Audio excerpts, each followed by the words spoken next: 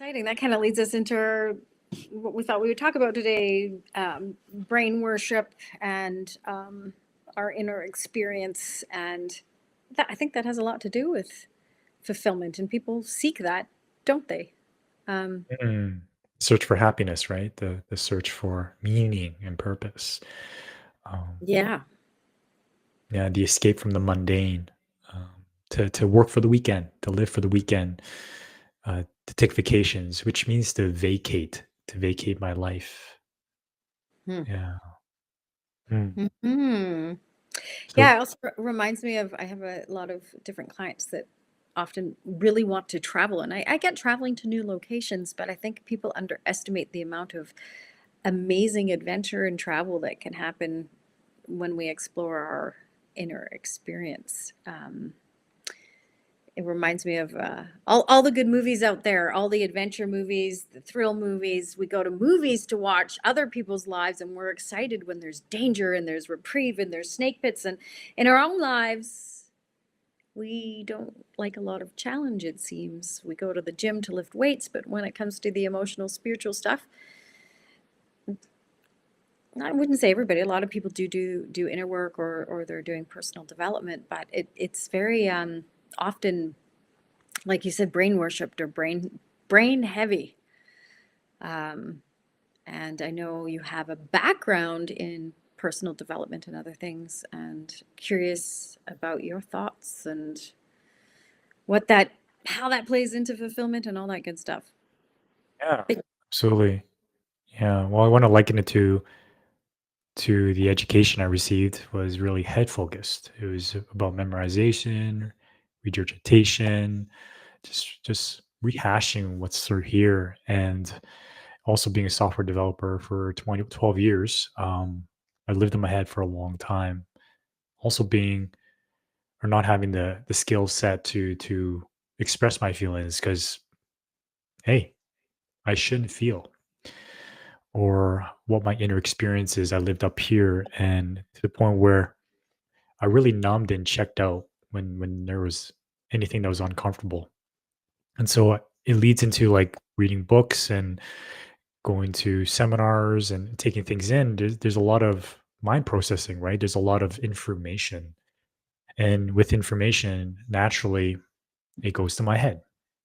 And I think I'm making progress, right? I think I'm getting it. Though I've been at this for some time already, that just that's not the full picture, right? To have the understanding, call it understanding now, is having that intellect so that my ego, my irrational mind can come on board because it likes to question things, likes to question things. Though, what I found in terms of fulfillment is that um, I didn't feel fulfilled. I felt like I was pushing harder and harder, ah, using my mind to push through things. And um, yes, it work. It can work 100%. I find coaching to be very focused on the mindset, mental reframing, where my attention goes, energy flows. So a lot of it is mental processing and not much somatic experiencing, not much in terms of the unconscious or symbols and metaphors and stories and energy. There's more focus on the mental. And that's just how the industry is at. If I read a book or a seminar, right away in my head, I'm taking information. So it gives me this false sense of security, a false sense of progress, because I know it, but am I applying it? Am I mm, living it? Am I embodying it? mm. Over time, what I see is like a discouragement. There's a disappointment where people are just burnt out from personal development. They've tried it before, but it doesn't work. Why is that? Right. So it's just so much more than just the mind. I know I can get far by just like focusing on that, but there's much more deeper. Like I'm missing the body, right? I'm just looking in my head, and I'm missing like three quarters of my body here. Mm. Yeah, actually, you know what's coming to mind, and I've never actually thought about this before. This is why I love our talks, is there's a lot of head-based, goal-oriented body stuff, like people who want to lose weight, people who want to build their bodies. And I know you did bodybuilding. We both work out. But a lot of people, like in the past at least, Weight Watchers and things, were very very outside focused versus really about checking in with their inner experience. How do I feel in my body? Does this energize me? Does this make it feel good? Or am I just trying to look like somebody else and fit myself into a mold with this competition and this drive and this force that often can lead us into adrenal fatigue or burnout or to various eating disorders? And so I personally see this outside focus. When we talk about goals, for example, I know there's with coaching, how much money do you want to make a month? How many hours do you want to get in? Like it is very numbers focused. And I wonder if you could speak to both the prawns and the prawns. That's pros and cons mixed together. Yeah. The shrimp, no. The pros and cons of, the numbers, the very focused, like you said, driven. People can drive themselves. And then maybe what other kinds of goals might actually look like that are more fulfilling. I say hi to Tracy. Welcome. Hi, Tracy. You by yourself Yeah. today? Yeah, that's such a powerful question because I can see myself going many different ways. And speaking to personal development, it's very masculine energy focus, like take action, set goals, and there's a place for that 100%. I'm not talking about sitting around manifesting, feeling good and hoping things happen when I'm not taking action, right? So it just goes back to balance. And I find um, modern day personal development self help is out of balance, and it's people are recognizing that and bringing more of the feminine, somatic, energetic experience into it, combining it. What I like to say is like coaching, traditional coaching focuses on the future, right? Focuses on taking action, more very masculine. We could also say therapy, traditional therapy or psychology focuses on the inner experience in a way of like the emotions, the feelings, the past, the traumas. And it's not one or the other. It's both and the present. So transformation happens across three time zones, not just looking at the past and healing all that or focusing on the future and growing. It's both past to get the lessons, the future, set what goals, what vision I have as my North Star, and then taking action in the present. So coming to this question of numbers, it has a place. It's just a balance because numbers provide confirmation that we are on track, right? But then I can be tunnel vision and so focus on the numbers and performance that I lose the essence of why I'm doing it in the first place. This I'm talking about myself. I make it about the transaction, not about the relationship. I get hyper focused on the money, right? And so greed comes in, right? I start becoming mechanical. I've been a software developer. I can work with numbers. Um, what I found for myself was I became so rigid and so what I say, sticklerlish on the numbers themselves. So it's hyper focus, right? And I lose the essence of like the relational side of things. So it's a balance, right? So where I'm coming with this is how can we balance all sides of that? Some people are great with numbers and tracking, setting goals, great.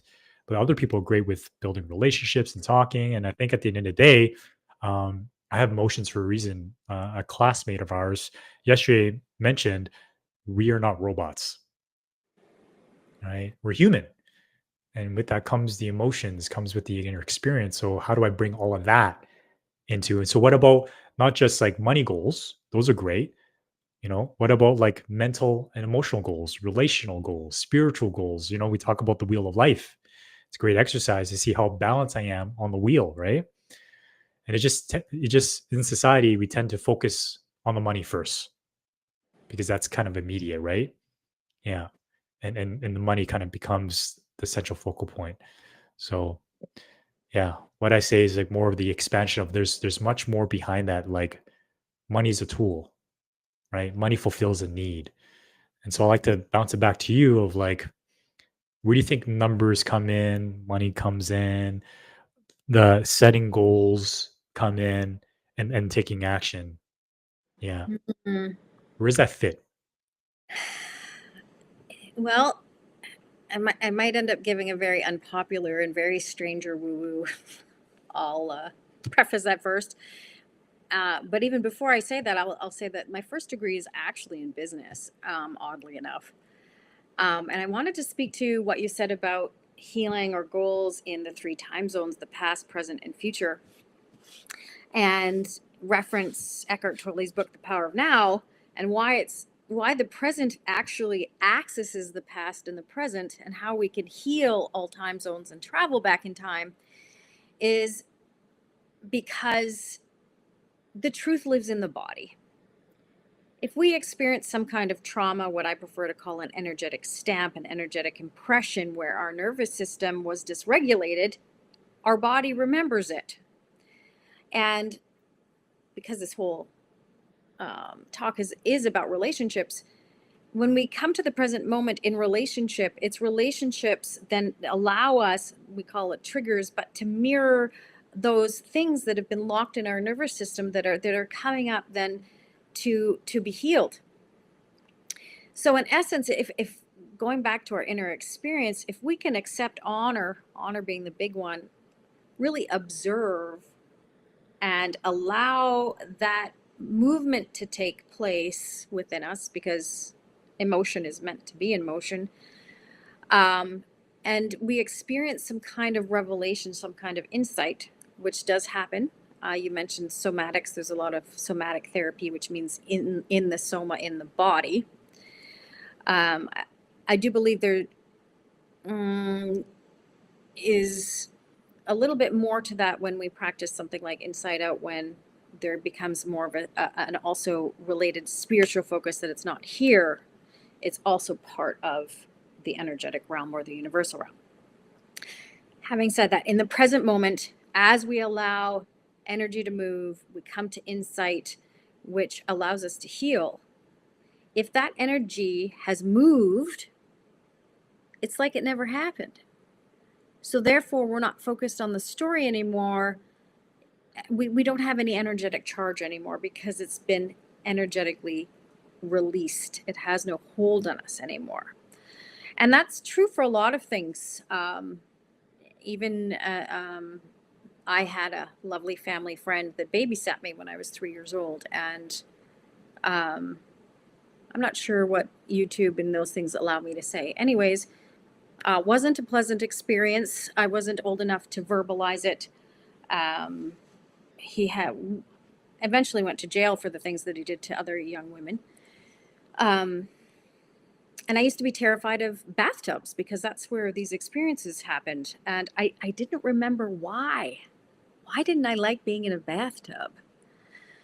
But as my dreams and my body let me know energetically what I experienced, even though I didn't have the verbal capacity to explain it, I came to some acceptance and some understanding, and was able then to talk to people in my life about this, and learned a lot about this person, our family friend, and came to realize that what I experienced in my body was true.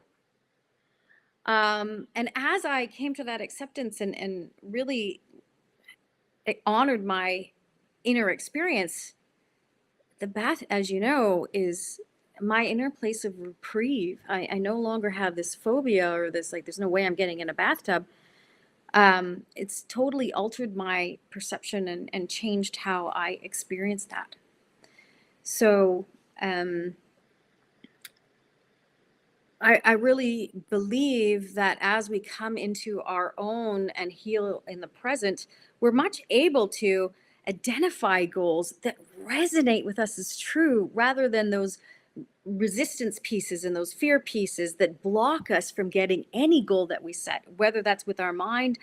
If we set money goals, often people don't succeed because they have this distorted view of their self-worth that gets in the way. So it's all good to make goals, but people don't achieve them because there's a a block in there that they can only really access through the energy that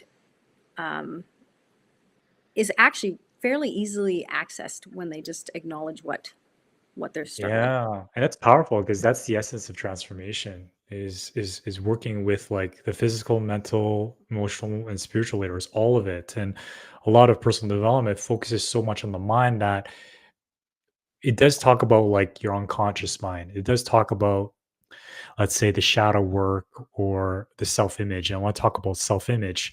Though I found that in my experience, it's a lot of mental processing. Mm. And so I'm reframing myself. I'm using Mhm. affirmations repeatedly Mhm. over and over again. And of course, if I create proof and evidence, then my self worth gets elevated because I can fall back on it and be like, look at my bank account, look at the clients I got, or look at this, right? So that can help kind of fake it till you make it type of energy, though it can be quite exhausting because I'm pushing to prove using just my intellect. And it's like as if I have this invisible bag of bricks that I'm carrying around. And we all hear like this notion of doing and then having and then being, right? That process of okay, I'll do it first and then I'll have what I want and then I can become that person. It's like I want to Uh, get that house, I want to get that car, I want to get that body, I want to make this much and I'll be happy, right? mhm. And we fall in that trap because the marketing is great, telling me that I'm not enough, that I should buy this, buy that. I'm being sold to all the time that my worth is low and I should compare myself to the next celebrity. So that is an engine in itself to get me disconnected from my power. And we also hear about being, do, have, which is the Right. inverse of becoming that person. And everybody gets it. They're like, yeah, yeah, that makes sense. Being, though it's so difficult to embody for me. Because the being is like, okay, how do I be this? I got to feel good. I got to use affirmations, got to look in my mirror. And in a way, I'm forcing myself to feel good. So, what happens is I avoid anything negative. I avoid shadow work. I avoid trauma because that makes me weak. I don't want to focus on it. I don't want to bring that back in. Let's say I go to a personal development seminar and it brings that shit back up. Like, I might be like, F you, personal development seminar, right? So it's like, I'm not willing to look at my past or the stuff, but that's where the gold is at. That's where the energetic timestamp you were talking about that helps me free that bag of bricks that I'm carrying around. So it's working with the mind, with the body, with the energetic blueprint of like, hey, what is beingness? So that is a call for me to drop into my inner experience. Mhm. Addressing that trauma, that imprint, that experience, healing from it, which changes the story. And I live that new story here in the moment of the present moment. Then I'm taking that brick out of my thing and it becomes more embodied. Right. Yeah, that was a very eloquent description, and I can really feel the weight of those bricks when you talk about it. I would say that experience probably is more fulfilling. It's also, I would imagine, more terrifying when people come up with, in our culture, what I would say is a cultural story of what trauma is and how we're victims a lot of the times. And that's not to say that people don't have different amounts of power one way or another in the culture, but we we always have choices, and we tend to perpetuate our choices based on different patterns, what we would call in your training in positive intelligence, saboteurs or survival mechanisms. And I mean, it was intensely valuable for me, even though I had nonviolent communication training and my working inside out to go, oh, Shirzad Shamin's work in positive intelligence. Hmm. Oh, this is why I make the choices I make. And it was so much different than, human design is a great format. Myers-Briggs. You know, there's so many different assessments, but to really understand the way that I think and why I think it was first of all, hard to accept. My ego didn't like it very much. But also really revelatory in terms of how I came across to other people, and it helped to explain why I got the results that I was getting. And I had to, you know, face some of first of all, I had to accept that I did that, and then I had to face the emotions that were in my body as to why I did that, and then I had to feel them. And if anyone knows, or if you know yourself to be the anxious attachment person in a relationship, it kind of goes hand in hand with what's called the controller saboteur. And sometimes anxiety, when we're triggered, when one person's more avoidant, or they tend to leave or shut down or ghost the conversation, the one on the other side of that, the what we might call the controller, the people pleaser sometimes, or the anxious person, what that does for them is that it actually is an experience of death, of dying in its most extreme way. Um, when people have panic attacks, it is like reliving an experience. For me, my mother had a daughter before I was born that I've never met, and I didn't know I had a sister until I was 36 years old. And but some part in my body knew I shared a womb. When you're second in a room, there's always telltale signs in there. The smell of their perfume, energetically, just something.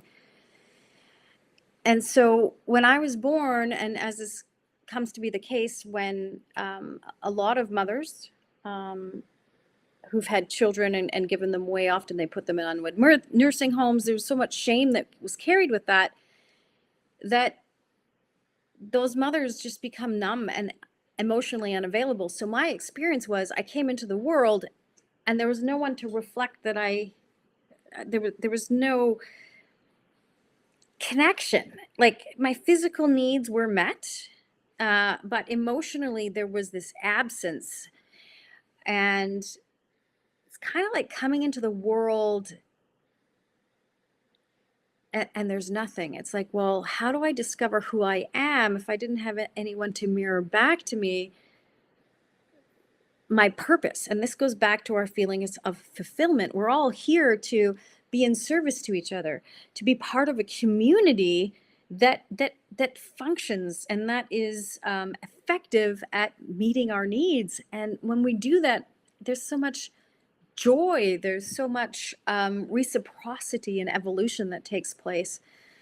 And so when we can start to look at why we function, the fulfillment starts to just amplify in these most magical ways. Yeah. It's empowering because then I'm able to separate myself and start to change the script, right? Be the star of my own movie instead of being an extra, or what we call an NPC, non-playable character, you know? And speaking about the saboteurs, like I really appreciate that assessment because it's different than any other personality test. Because what I Mhm. found with personality tests, it emphasized my strengths, who I am, my personality. Right. Though what happens for me is that I become attached to it and make it my identity, and I become out of balanced. Okay, because I'm so focused. Oh, I'm a an analyst, or I'm a supporter, or I'm a promoter, and I start becoming that, or like a horoscope, what it means to be a Libra, right, or a Chinese horoscope, and I start attaching my identity to that, and it helps remove the wholeness of it. And so the saboteur assessment is kind of like the inverse. It shows me all the parts of me that are getting in my way. Okay. And that's why it's tough for people to look at. They don't want to look at it. They're like, hell no, that's not me. They rather look at a personality test because it shows me my strengths. Oh, I'm that. I'm good. And that's my ego just eating it all up. and like attaching to identity, the saboteur assessment is empowering because now it shows me all these parts of me that are getting in my way of fulfillment and meaning and happiness. Because if I attach to a personality and I go 110%, then there are other areas of my life that are out of balance, aren't they? And no wonder I don't feel happy because there's a cost for being out of balance. So the saboteur assessment shows me what's getting in my way, but they're also my superpowers, right? And so I get to begin to work with this. And in my personal development career, I realize the deeper I went with it, the more it's about wholeness within my inner experience, right? Recognizing what's happening right now for me in the present moment and then responding from that place consciously. Because if I don't do that, I'm run by my unconscious programs, which are my survival programs.